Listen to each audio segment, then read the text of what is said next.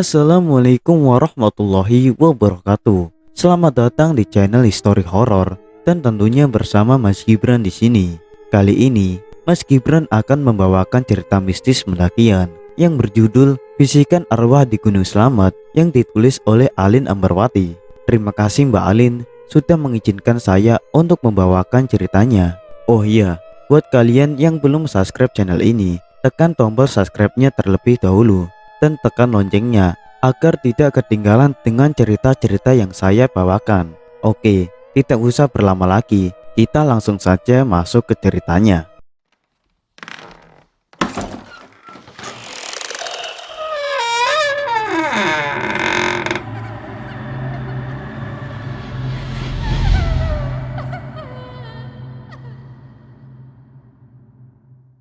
Malam ini, aku seorang diri di rumah yang begitu sepi. Tak ada orang tua di sampingku, sebab kedua orang tuaku sudah lama meninggal dunia. Aku hanya tinggal berdua dengan adik perempuanku yang masih belia.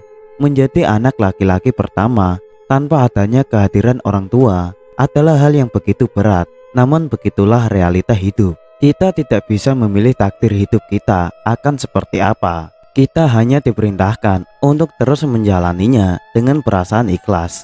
Namaku Bagas. Saat ini usiaku sudah menginjak 25 tahun. Usia yang cukup dewasa. Aku bekerja serabutan tak menentu tanpa adanya pekerjaan tetap. Usiaku yang sudah melebihi angka 20 tahun menyulitkanku mendapatkan pekerjaan yang aku dambakan. Terlebih lagi, aku hanya lulusan sekolah menengah pertama. Namun setidaknya aku masih sanggup untuk bekerja keras sehingga aku dan adikku tidak kelaparan dan tidak tinggal di jalanan. Harapan besarku yaitu adikku bisa bersekolah setinggi mungkin agar nasibnya jauh lebih baik daripada nasibku. Saat aku mulai memejamkan mataku, tiba-tiba saja salah seorang sahabatku yang bernama Adi singgah di mimpiku.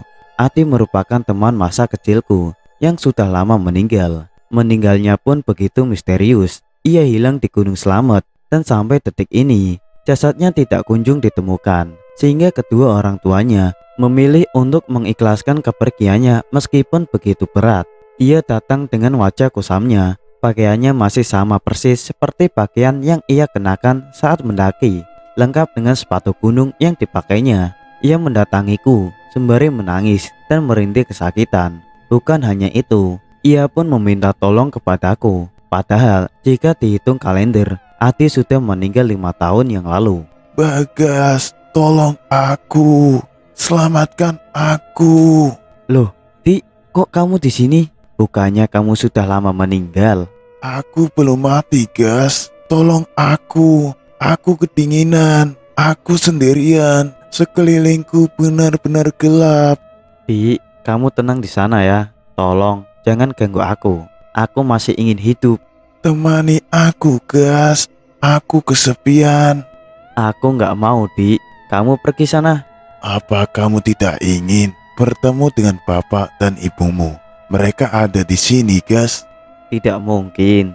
Mereka sudah lama meninggal. Mereka ada di belakangku, Gas. Mereka minta kamu untuk datang. Aku benar-benar terdiam dan membisu saat mendengar ucapan arwah Adi yang mengatakan bahwa bapak dan ibuku sedang bersamanya saat ini. Perasaanku begitu kacau. Apa benar yang dikatakan Adi? Tapi rasanya tidak mungkin. Bagas, ayo datang. Aku pun terbangun setelahnya. Teriakan itu benar-benar ada tepat di telingaku. Suaranya begitu keras dan menggema. Aku terbangun sembari mengatakan tidak. Jeritanku pun membangunkan adik bungsuku, Rani. Rani pun bergegas untuk pergi ke kamarku guna mengecek apakah aku baik-baik saja atau tidak. Sebab teriakanku begitu keras. Saat dia sampai di kamarku, dia pun kaget saat melihat keringat mengucur deras di pelipis wajahku. Mataku benar-benar memerah dan nafasku pun tidak beraturan. Mas, kenapa? Ada yang ganggu Mas? Enggak, Dik, Mas hanya mimpi buruk. Mimpi apa, Mas? Mas Adi datang ke mimpi Mas. Dia juga bilang bapak ibu sedang bersamanya di sana. Di sana di mana, Mas? Di tempat di mana Mas Adi hilang dan dinyatakan tewas di Gunung Slamet, ucapku. Setelahnya, Rani pun terdiam tanpa berucap satu kata pun. Begitupun denganku. Akhirnya Rani pun memilih untuk meninggalkanku di kamar seorang diri. Setelah mimpi saat itu, keseharianku menjadi tidak baik-baik saja. Aku kerap kali mendapatkan bisikan dari arwah Adi untuk datang kepadanya. Ia selalu berdalih bahwa bapak dan ibuku pun ada di sana, sehingga ia terus-menerus menyuruhku untuk datang. Entah apa yang terjadi pada Adi, hingga di akhir hayatnya pun arwahnya tidak merasa tenang di alam sana. Pasti ada sesuatu hal yang terjadi di balik peristiwa tersebut. Aku harus mencari tahunya agar tidak terus-menerus dihantui oleh arwah Adi. Aku pun kemudian memutuskan untuk datang ke rumah kedua orang tua Adi untuk mencari tahu semuanya. Barangkali mereka memiliki informasi penting yang bisa membantuku dalam proses penyelidikan ini. Sepulangnya dari bekerja, aku pun tidak langsung pulang ke rumah, melainkan aku pergi ke rumah Adi yang lokasinya tidak begitu jauh dari rumahku. Aku ingin menemui kedua orang tuanya untuk mencari tahu kronologis kejadiannya. Terlebih lagi, saat dulu Adi melakukan pendakian, aku tidak turut serta bersamanya, sehingga aku tidak tahu pasti kejadian yang menimpa Adi. Sesampainya di rumah Adi, aku langsung disambut baik oleh bapak dan ibunya. Mereka pun hanya tinggal berdua, sebab mereka hanya memiliki satu orang anak, yaitu Adi. Namun sayangnya, harapan mereka satu-satunya pun telah sirna. Bagas, ayo masuk. Sudah lama sekali kamu tidak main ke rumah ibu. Iya bu, maaf kalau Bagas jarang kesini, karena Bagas juga harus bekerja untuk menghidupi adik Bagas. Ibu turut prihatin atas meninggalnya bapak dan ibu kamu ya Gas. Semoga mereka tenang di sana. Terima kasih bu. Ngomong-ngomong, ada apa ya Gas? Sepertinya ada sesuatu yang penting nih. Aku pun kemudian mulai menceritakan tentang mimpi burukku kemarin dan kejadian-kejadian lain yang saling berkaitan. Ibu, jadi kemarin malam aku mimpi bertemu Adi bu. Dia merintih kesakitan dan dia merasa kesepian bu. Dia meminta Bagas untuk datang. Bagas kesini mau tanya, memangnya kronologis kejadian meninggalnya Adi bagaimana ya bu? Sebab Adi seolah-olah ingin menyampaikan sesuatu kepada Bagas. Ibu juga kurang begitu tahu Gas. Tapi sependek yang ibu tahu, saat pendakian dulu Adi seperti melakukan kesalahan yang membuatnya harus bertanggung jawab. Tapi ibu sendiri tidak begitu paham. Memang benar ya bu, kalau kita sering berada di gunung, baiknya kita tidak melakukan hal-hal yang tidak semestinya. Betul Gas, sebab kita tidak pernah tahu ada siapa saja di jalur pendakian tersebut. Oleh karena itu, kita harus bisa jaga sikap dan jaga perkataan supaya nasib buruk tidak menimpa kamu. Biarlah cukup Adi saja. Namun dari raut wajahnya tidak bisa dipungkiri lagi bahwa kesedihan yang begitu mendalam masih benar-benar terpatri di dalam perasaan dan pikiran ibunya Adi. Terlebih lagi, mereka belum sempat melihat jasadnya Adi untuk terakhir kalinya. Nah, jika kamu ingin tahu lebih mendalam tentang kejadian yang menimpa Adi, datang saja ke salah seorang teman Adi yang turut serta dalam pendakian tersebut. Namanya Roni. Nanti ibu berikan kontaknya Roni supaya kamu bisa mencari tahu dengan jelas. Siapa tahu Adi di alam sana sedang meminta pertolongan melalui perantara kamu. Dalam posisi tersebut, ayah Adi sama sekali tidak menimbrung pembicaraan antara aku dengan ibunya Adi. Ia lebih banyak diam dan bengong. Sepertinya sampai detik ini pun ia masih merasa trauma dengan kejadian yang menimpa anak semata wayangnya tersebut. Setelah mendapatkan kontak dari orang yang kucari, kemudian aku pun langsung pergi untuk membuat janji dengannya dan akan sesegera menemuinya. Jika memang pada akhirnya aku harus pergi ke puncak selamat, aku pun dengan senang hati akan menyanggupinya. Hal ini aku jadikan sebagai bentuk kepedulianku terhadap Adi agar ia pun bisa tenang. Sesampainya di rumah Roni, aku pun bergegas untuk menemuinya guna melakukan penyelidikan terkait kematian Adi yang terbilang tidak wajar. Sebab sebelum melakukan pendakian, kondisi Adi sangatlah baik. Namun mengapa kejadian tersebut bisa menimpa Adi? Perlu adanya penuntasan persoalan yang menimpa arwah Adi di Gunung Slamet. Semoga perlahan-lahan persoalan yang dialami Adi lekas tuntas. Meskipun aku dan Roni tidak saling mengenal, namun dia menyambutku dengan sangat baik. Selisih usia antara aku dengan Roni tidak begitu jauh, sehingga kami bisa berbincang dengan santai. Siapa ya? Tanya Roni. Aku Bagas, temannya almarhum Adi. Oh alah, ada apa ya mas?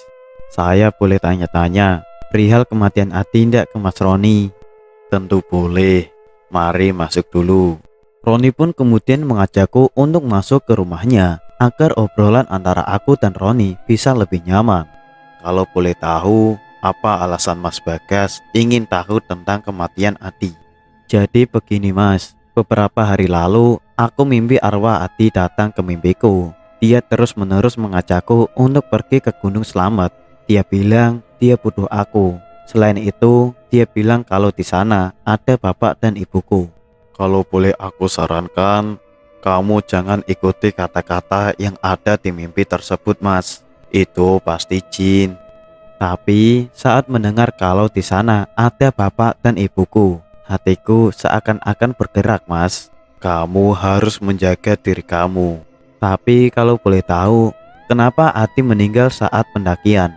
Tiba-tiba saja Roni terdiam saat mendengar pertanyaanku. Dia pun kemudian mengeluarkan kalimat yang begitu menyimpang dari pertanyaanku. Kamu harus melihatnya secara langsung, agar kamu tahu apa yang sebenarnya terjadi. Ini terlepas dari mimpi kamu itu ya. Maksud Mas Roni? Aku akan mengajak kamu ke Slamet, dan aku akan tunjukkan semua kejadian-kejadian ke kamu. Kapan kita ke sana Mas? Lusa, bagaimana? Boleh, aku bisa kok Mas. Kalau begitu, lusa nanti aku tunggu kamu di rumah ya. Kita akan naik ke Slamet di pagi hari. Semoga tidak ada kendala nantinya. Siap Mas, terima kasih banyak sudah mau dengar keresahanku. Semoga setelah ke Slamet nanti, semua pertanyaanmu terjawab ya. Amin, ucapku. Setelahnya, aku pun kemudian pamit untuk kembali ke rumah. Terlebih lagi, lusa nanti aku harus naik ke Slamet bareng Roni. Aku juga harus pamit dulu ke adikku. Semoga dia gak merasa keberatan agar aku bisa naik ke Slamet. Berawal dari mimpi yang nampak begitu nyata, membuat aku memutuskan untuk datang ke tempat di mana Adi menghilang dan dinyatakan meninggal. Adi selalu memintaku untuk datang. Bahkan dia berkata bapak dan ibuku ada di sana. Rasanya tidak mungkin, sebab bapak dan ibuku meninggal karena sakit keras. Namun segala ketidakmungkinan bisa saja berubah menjadi mungkin. Mungkin dengan cara ini juga, apa yang ingin Adi sampaikan bisa ia ucapkan kepadaku, dan dia bisa tenang di surga sana. Meskipun aku tidak memiliki pengalaman mendalam tentang pendakian, namun aku yakin aku bisa melakukan pendakian ke Slamet nanti. Aku pun kemudian membicarakan tentang rencanaku ini kepada adikku. Dik, Mas lusa nanti mau naik ke Slamet. Kamu ndak apa-apa kan di rumah sendirian? Ndak apa-apa kok Mas. Asal Mas harus hati-hati ya. Adik sudah tidak punya siapa-siapa lagi selain Mas.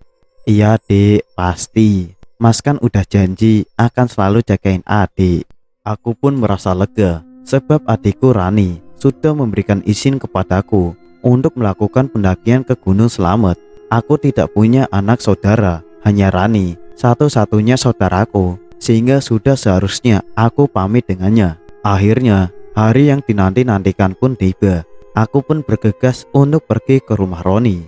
Saat itu, hari menunjukkan pukul 8 pagi. Aku harus bergegas untuk sampai di sana. Setelah menempuh perjalanan yang tidak sebentar, akhirnya aku pun sampai di rumah Roni. Assalamualaikum, Mas. Ini aku Bagas. Waalaikumsalam. Iya gas, bentar. Tidak lama kemudian, Roni pun akhirnya keluar dari rumahnya dan menemuiku. Dia sudah mengenakan perlengkapan pendakian dan membawa keril berisi logistik dan perlengkapan lainnya. Dia benar-benar pendaki ulung. Terlihat dari apa yang dikenakannya dan apa yang dia bawa. Sudah siap gas. Sudah Mas. Karena usiaku jauh lebih muda dari Roni dan kami sudah mengobrol panjang, Roni pun kini memanggilku dengan nama supaya lebih santai. Namun untuk menghormatinya, aku tetap memanggilnya dengan sebutan Mas, sebab dia lebih tua dariku. Kita pun kemudian berjalan menuju jalan raya untuk mencari bus arah Purbalingga. Perjalanan dari kota kami menuju Purbalingga memakan waktu sekitar 3 jam. Kami memilih melakukan pendakian Gunung Slamet via Bambangan, jalur pendakian utama yang berada di Tugu Bambangan, Desa Kodabawa, Kecamatan Karangreja, Kabupaten Purbalingga. Setelah menunggu beberapa saat, akhirnya kami pun mendapatkan bus yang mengarah ke Purbalingga. Di sini, keanehan pun muncul. Aku melihat penumpang di bus tersebut terlihat seperti mayat hidup. Entah itu nyata atau hanya buat khayalanku semata. Aku melihat wajah pucat pasi dari semua penumpang. Bahkan mereka sama sekali tidak berucap ataupun tersenyum sekalipun. Mas, kamu ngerasain keanehan dari bis ini nggak? Memangnya kenapa? Semua penumpang di bus ini berwajah pucat. Bahkan mereka tak berkata apapun, berbisik sekalipun. Aku tidak melihatnya. Mereka nampak segar kok. Masa sih mas? Coba deh diperhatikan lagi. Bener, mereka baik-baik saja. Gak ada yang pucat sama sekali. Tubuhku merinding seketika. Aku melihat semua penumpang berwajah pucat. Namun Roni melihat sebaliknya. Jika memang ini hanya buah imajinasiku saja, maka tidak mungkin ini semua terlihat nyata. Apa ada sesuatu yang membersamaiku? Setelah mendengar ucapan Roni bahwa dia tidak melihat apa yang aku lihat, aku pun hanya bisa diam tanpa berkata apapun. Sepanjang jalan, aku hanya bisa merenung tanpa kata. Aku benar-benar seperti terbius di dalam ruang imajinasiku sendiri. Setelah menempuh perjalanan kurang lebih 3 jam, akhirnya kami pun sampai di Purbalingga. Aku dan Roni kemudian memilih untuk menggunakan ojek untuk menuju posko pendakian Slamet via Bambangan. Kami pun tiba tepat pukul 12 siang. Roni pun mengajakku untuk makan siang terlebih dahulu sebelum melakukan pendakian. Karena hari yang kami pilih bukanlah hari libur, jadi jalur pendakian Slamet tidak begitu ramai. Tentu hal ini akan memberikan dampak positif maupun negatif bagi pendakian kami. Namun aku terus berusaha untuk berpikir positif. Setelah makan siang dan meminum sedikit kopi hitam, Roni pun kemudian mengajakku untuk mendaftarkan diri ke posko supaya data diri kami tercatat secara resmi di jalur pendakian Bambangan ini. Aku sudah daftarkan kamu. Jadi kita berdua sudah aman. Kita tinggal naik dan kemudian cari tahu hal-hal yang ingin kita ketahui, terutama kamu gas. Iya mas, dalam pendakian ini aku akan berfokus kepada semua hal yang berkaitan dengan Adi, sahabatku. Pokoknya sepanjang perjalanan nanti kamu harus tetap tenang dan tidak boleh melakukan hal gegabah. Siap mas, pokoknya aku akan mematuhi semua yang diperintahkan. Bagus. Ucap Rodi. Kami pun sudah selesai mendaftarkan diri ke posko utama. Setelahnya kami pun bergegas untuk melakukan pendakian. Perasaanku benar-benar campur aduk. Aku masih sedikit tidak percaya bahwa aku akan melakukan pendakian ke Gunung Slamet, gunung tertinggi di Jawa Tengah. Saat aku bersama Roni akan mulai melakukan pendakian, tiba-tiba saja aku melihat segerombolan orang yang berwajah mirip dengan orang-orang yang kulihat di dalam bus. Wajah pucat mereka masih melekat dengan erat. Aku benar-benar kebingungan. Apakah ini hanyalah halusinasiku semata atau ini benar-benar nyata? Pikirku sebelum melangkah melewati gerbang pendakian awal di posko Bambangan. Segerombolan orang tersebut kemudian berjalan dengan begitu cepat melewatiku dengan Roni. Mereka tidak berucap apapun. Mas Roni, yakin ndak kalau pendakian kita ini akan baik-baik saja? Memangnya kenapa? Sejak awal aku merasa ada yang aneh mas. Pertama, saat kita dalam bus, semua penumpang bus tersebut berwajah pucat. Dan barusan aku ngelihat mereka semua ada di jalur pendakian ini mas. Bahkan mereka baru saja lewat. Mungkin itu hanya pikiran buruk kamu saja. Dalam melakukan pendakian, kita harus bisa berpikir tenang. Sebab segala sesuatu yang tidak mungkin bisa saja berubah menjadi mungkin. Begitupun sebaliknya. Aku belum terbiasa melakukan pendakian mas. Jadi maaf ya, semisal aku terlalu overthinking. Tenang saja. Insya Allah semuanya akan baik-baik saja. Ya sudah mas, aku percaya sama mas. Dari basecamp Bambangan, aku dan Roni berjalan melewati pondok pemuda atau Gapuro, pendakian Bambangan. Sepanjang jalan yang kami lewati benar-benar asri, terhampar kebun dan sawah milik warga. Pemandangan ini benar-benar menentukan. Sementara jalan masih landai. Saat kami melakukan perjalanan, Roni pun mulai membuka obrolan tentang kisah perjalanan dia bersama sahabatku, Adi. Jadi begini guys, 5 tahun lalu aku bersama dengan Adi dan 2 teman lainnya melakukan pendakian ke Gunung Selamet, gunung yang saat ini kita pijak. Saat itu tepat malam Jumat Kliwon.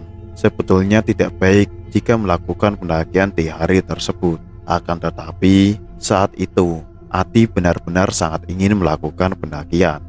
Saat kalian melakukan pendakian, dari mulai base camp dan pos pertama, apa sudah mulai kejanggalan? Tidak ada kejanggalan sama sekali. Sebab pos 1 sampai pos 3 terbilang pos-pos yang paling aman. Namun beda cerita dengan pos keempat, pos Samaranto. Memang ada apa dengan pos itu, Mas? Akan kuceritakan saat kita sampai di sana. Aku masih belum mengerti alasan Adi tewas hingga mayatnya tidak ditemukan sampai detik ini. Cuma aku tidak berani untuk bertanya kepada Roni secara mendetail sebelum dia menceritakan kronologis ceritanya secara gamblang. Perjalananku bersama Roni menuju pos pertama tidak terkendala hal-hal yang berarti. Saat itu kami sampai di pos 1 sekitar jam 2 siang. Perlahan-lahan rasa overthinkingku mulai berkurang dan kini mulai muncul rasa nyaman dalam pendakian ini. Meskipun pendakian ini bisa dibilang pendakian pertamaku, namun aku tidak begitu kaget dengan cuaca di jalur pendakian. Sebab sebelum mendaki, aku lebih dulu mencari tahu segala hal tentang Gunung Selamet.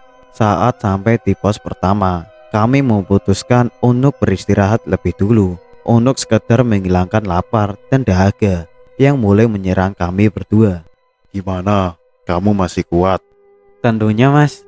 Tapi kok dari tadi aku belum juga bertemu ataupun mendengar suara Adi ya, Mas? Suara ataupun wujud Adi yang ada di mimpi kamu bukanlah Adi yang sesungguhnya. Aku yakin kalau dia jin. Jadi kamu harus lebih hati-hati.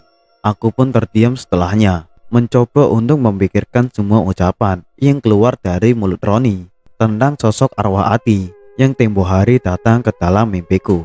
Saat aku dan Roni masih istirahat, tiba-tiba saja aku seperti mendengar suara seorang perempuan memanggil namaku dengan panggilan yang begitu lirik. "Bagas!" ucap suara tersebut. Suara tersebut sangat mirip dengan suara ibu. Sontak aku pun langsung mencari sumber suara tersebut. Aku berjalan beberapa langkah ke depan, melihat ke kanan maupun ke kiri dengan tujuan menemukan ibu. Namun ternyata hasilnya nihil. Roni yang melihat gelagat anehku pun menghampiriku. Kenapa guys? Kok kamu nampak kebingungan? Tadi aku seperti dengar suara ibu manggil namaku, Mas. Tidak mungkin lah guys. Bukannya ibu kamu sudah lama meninggal. Betul, Mas. Tapi siapa tahu ucapan Adi di dalam mimpiku itu benar, Mas. Ibu dan bapakku benar-benar di sini, meskipun hanya bayangan saja. Lalu kamu percaya dengan mimpi anehmu itu? Ingin rasanya aku tidak percaya, Mas. Tapi panggilan ibu tadi membuatku mulai percaya dengan ucapan arwah Adi. Jangan bodoh guys. Kamu harus bisa berpikir realistis. Rasa kangenku kepada bapak dan ibu membuatku tidak mampu untuk berpikir realistis, Mas. Kamu ingat tujuan kamu ke sini untuk mencari semua kebenaran dari bisikan arwah Adi yang terus mengganggumu. Aku bersedia mendampingi kamu karena aku merasa paham akan kejadian yang menimpa Adi.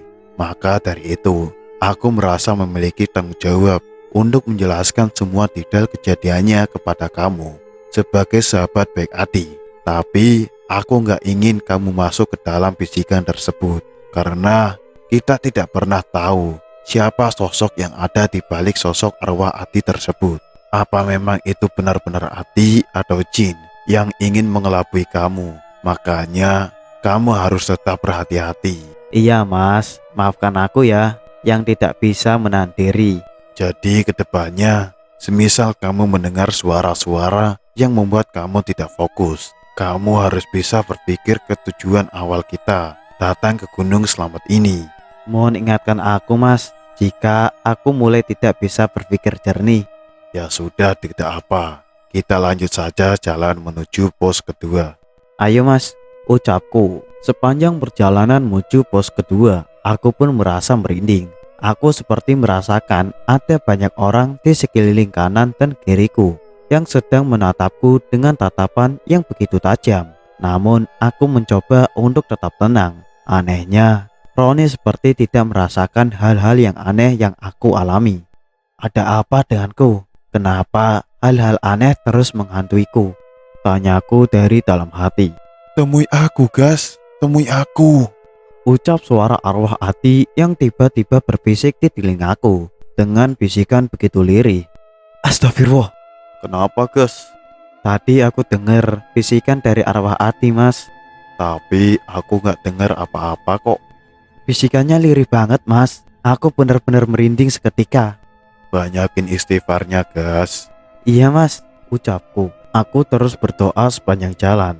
Tujuanku datang ke sini, yaitu mencari kebenaran agar arwah Ati bisa tenang di alam sana dan dia tidak terus-menerus mengganggu tidur malamku.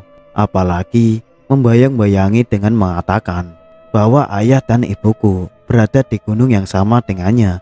Aku terus berdoa tanpa henti hingga akhirnya aku pun sampai di pos kedua. Di sini aku memutuskan untuk beristirahat kembali. Bukan hanya fisikku saja yang lelah, melainkan psikisku pun sedikit merasakan lelah yang tak tertahankan. Di sepanjang jalan menuju pos kedua, banyak gangguan-gangguan yang terus datang. Dari mulai bisikan arwah Ati, tatapan banyak makhluk di samping kanan kiriku di sepanjang jalan, dan banyak gangguan-gangguan lainnya. Benar-benar perjalanan yang melelahkan. Kalau capek istirahat, jangan dipaksakan. Apa kita mau turun saja? Ndak mas, aku belum mengetahui semua kebenarannya. Jadi aku tidak sepatutnya turun sekarang. Kita akan berhenti di posko keempat. Apa di sana tempat kejadian di mana Ati menghilang dan dinyatakan meninggal mas? Benar, tapi kejadian itu terjadi saat perjalanan pulang, bukan saat pendakian ke atas puncak. Apa aku bisa tahu detail kejadiannya mas? Tentu, tapi aku akan memberitahukan semuanya saat kita sampai di sana. Jadi, semisal di sepanjang perjalanan ini kamu kerap kali mengalami kejanggalan, kamu harus kuat dalam menahannya. Percayalah, derajat kamu sebagai manusia jauh lebih tinggi dibanding mereka. Seketika saja aku terdiam setelah mendengar ucapan Mas Roni. Dia benar-benar menyadarkanku untuk tidak takut dengan makhluk gaib, sebab derajat kita yang jauh lebih tinggi dibandingkan mereka. Meskipun belum lama aku mengenal Mas Roni, namun dia terus-menerus memberikan pengalaman baik untukku. Terima kasih banyak mas, karena sudah mengingatkanku. Sembari beristirahat, aku pun kemudian menanyakan banyak hal tentang persahabatan antara Ati dengan Mas Roni. Mas Roni mulai kenal Ati dari mana? Soalnya setauku Ati anak yang cukup introvert. Betul, memang Adi anak yang introvert, tapi dia punya hobi yang sama denganku, yaitu suka naik gunung. Dari situlah kita mulai kenal dan mulai akrab. Pas mendaki ke Slamet, siapa yang paling bersemangat mas? Adi, mungkin dia sudah firasat akan dipanggil sama Tuhan di Slamet mungkin. Jadi saat pendakian waktu itu, semangat dia benar-benar beda. Dia sangat menggebu-gebu. Saat Ati dinyatakan tewas, aku benar-benar terpukul karena Ati satu-satunya sahabat dekatku mas. Maka dari itu, saat Ati sering datang ke mimpiku dan memintaku untuk datang, aku terus memikirkan ucapannya itu. Meskipun aku tahu bahwa mimpi hanyalah bunga tidur semata. Kamu akan segera tahu semuanya. Aku harap begitu mas, karena aku pun juga tidak begitu paham kronologis kematian sahabatku itu. Yang ku tahu dia tewas di Slamet. Dia sudah berusaha keras untuk bertahan hidup, namun takdir berkata lain. Aku melihat raut penyesalan yang begitu jelas dari wajah Roni. Dia seakan-akan menyimpan rahasia besar yang tidak mungkin dengan mudah bisa ia ceritakan kepadaku. Namun aku harap rahasia tersebut tidak ada kaitannya dengan kematian Adi. Aku percaya Adi sudah melakukan yang terbaik, ucapku. Mas Roni pun hanya mengangguk setelah mendengar ucapanku. Terlihat bahwa dia benar-benar kalut dalam kejadian yang menimpa Adi. Namun ia benar-benar berusaha untuk terlihat kuat dan baik-baik saja.